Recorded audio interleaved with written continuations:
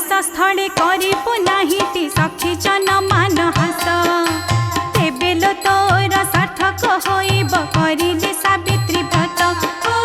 तेबेल तोर सार्थक होइब करिले सावित्री व्रत।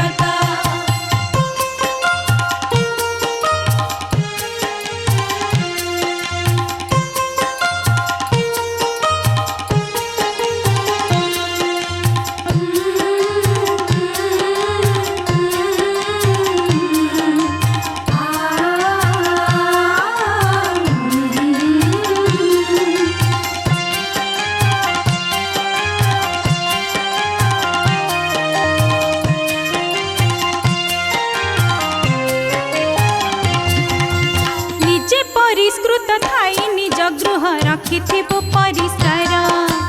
परिजनकर दुख शुणुथिबु करुथिबु प्रतिकार निजे परिष्कृत थाई निज गृह रखिथिबु परिष्कार परिजनकर दुख शुणुथिबु करुथिबु प्रतिकार अनाहुत होई आसी केहि तोर अଯଥା प्रशंसा कले हो जानिथिबु तार आगम